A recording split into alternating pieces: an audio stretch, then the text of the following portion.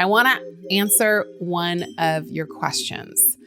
So every week I'm going to do a little Ask Me Anything, and I will try my best to answer. This question is one that I do get a lot. It is, how can I tell when something really big is going to happen to me?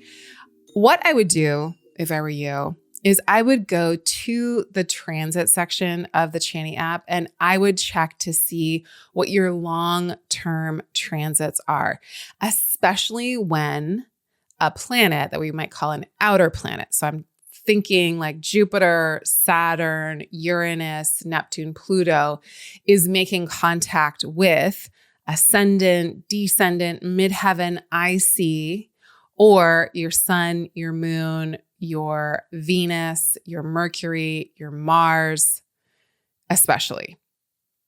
Even your Jupiter and your Saturn, of course, those are very important too. And even like outer planet to outer planet, like a Pluto to a Pluto.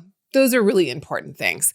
But I always think that like when a big, huge planet, a planet that takes a long time to do something, makes contact with the faster moving planets, it's something that you feel, or with a point, like especially when something is connected to your ascendant or the planet that rules your ascendant. So knowing the planet that rules your ascendant has so many huge, big, important blessings, because the planet that rules your ascendant is the planet that you should look to in terms of understanding the direction that your life needs to go in. It is one of the keys.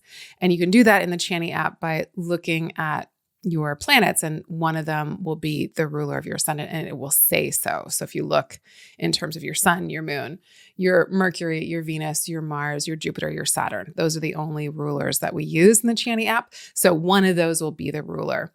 If there's a transit to that planet that steers the direction of your life, it's generally going to be a moment where the course of your life will shift somewhat, like an important shift, like a shift that needed to happen, is kind of fated. That, and if an eclipse is happening close to one of your personal planets, again, your ascendant, your midheaven, those are points, obviously, sun, moon, Mercury, Venus, Mars, those planets, if they're getting connected to an eclipse, that's usually a really big deal. I use like a 3-degree orb for that. Even your Jupiter, your Saturn, even the outer planets, but especially the, what we call maybe like inner planets or the quicker moving planets in your chart. Those ones being connected to an eclipse are going to be pretty potent and powerful. Or if the south node or north node is going over one of your planets, or if the transiting south node or north node is going through your first house or 10th house or 4th house or 7th house.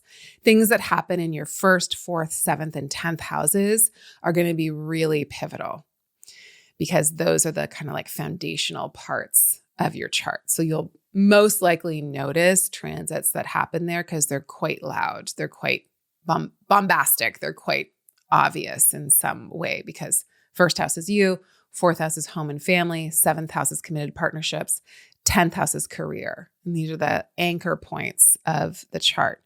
So that's a good place to start. Look under long-term transits in the CHANI app. See if any outer planet is making an aspect to one of your more inner planets, if you will, or one of the points in your chart. See if an eclipse is happening near any of the points in your chart or any of the more personal planets, or see if the north or south node, and you can do this by reading your horoscope for the north and south node in the CHANI app or on chani.com. See if it's going through the 1st or 7th house. They happen together, or the 10th or the 4th house. I think those are kind of like bigger themes that are pretty easy to connect with. And especially if you've got the CHANI app, we will be working with those themes in both the transit section and also in terms of the horoscopes.